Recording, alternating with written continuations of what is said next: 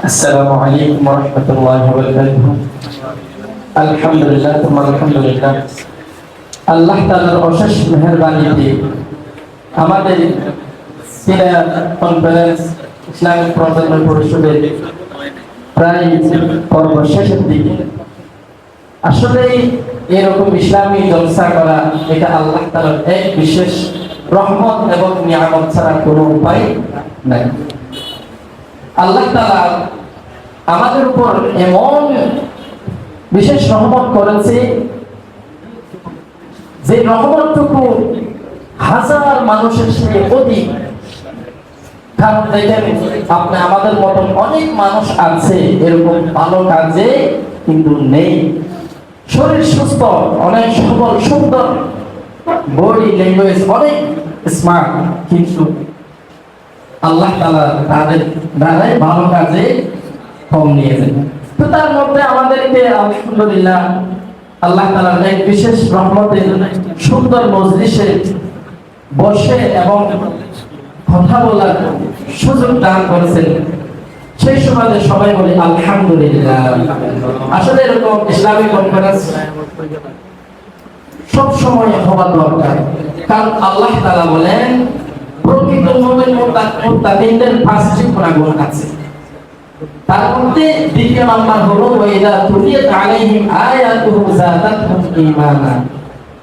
আল্লাহ তাআলার আয়াতকে যত বেশি নাড়াচাড়া করবেন, যত বেশি তেলাওয়াত করবেন, যত বেশি প্রকাশ করবেন, মানুষের সাথে কমিউনিকেশন করবেন, তত বেশি যাদাতহুম ঈমানা, কি বেড়ে যাবে? ঈমান বেড়ে যাবে। সেই সময় বলতে হয় ইসলামের পথের মধ্যে থাকা এটা এক বিশেষ আল্লাহ তাআলার রহমত। এই রহমতটুকু যদি আমরা শুকরিয়া আদায় না করি, তাহলে আল্লাহ তাআলা আমাদের মধ্যে যে ইসলামের অনুভূতি আছে, ইসলামের জন্য যে মন প্রাণ দিয়ে আমরা কাজ করি, সেটা আল্লাহ তাআলা নিয়ে যাবেন। কারণ আল্লাহ তাআলা বলেন লা ইন শাকারতুম লা আযীদান্নাকুম ওয়া লা ইন কাফারতুম ইন আযাবি লাশাদীদ। যেই বান্দা আমার নিয়ামতের শুকরিয়া আদায় করবে, আমি ওই বান্দার নিয়ামতটুকু বাড়িয়ে দেব। আর যেই নাকি নিয়ামতটুকু শুকরিয়া আদায় করবে না, তার কাছ থেকে আমি নিয়ামত ছিনিয়ে নেব। শুধু তাই না, ইন্না আযাবি লাশাদীদ, কঠিন থেকে কঠিন শাস্তি দেব। সম্মানিত উপস্থিতি, সেই জন্য বলি আল্লাহ তাআলার এক বিশেষ রহমত ইসলামের মধ্যে থাকা, ইসলামের পথে থাকা, ইসলামের কথা বলা, নামাজ আদায় করা, যাকাত দেওয়া, রোজা রাখা, এটা আল্লাহ তাআলার এক বিশেষ রহমত। কারণ আল্লাহ তাআলা বলেন ফাকুরুনি আযকুরকুম ওয়াশকুরুলি ওয়ালা তাকফুরুন। হে বান্দা, তোমরা আমাকে যত বেশি স্মরণ করবা, আমি তোমাদেরকে তার চেয়ে বেশি স্মরণ করব। অর্থাৎ তোমরা যদি আমাকে স্মরণ করো, আমি তোমাদেরকে কি করব? স্মরণ করব।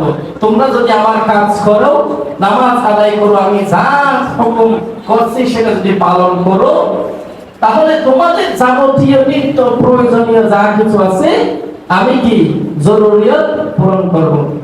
সম্মানিত উপস্থিতি, আলহামদুলিল্লাহ এই ইসলামিক প্রজন্ম পরিষদের যারা মেহনত করেছে, শ্রম করেছে, অনেকে অর্থ দিয়ে, অনেকে শ্রম দিয়ে এটা পরিপূর্ণ করতেছে। আল্লাহ তাআলা সবার মেহনতকে কবুল করুন। সবাই বলেন আমিন। আসসালামু আলাইকুম ওয়া রাহমাতুল্লাহ।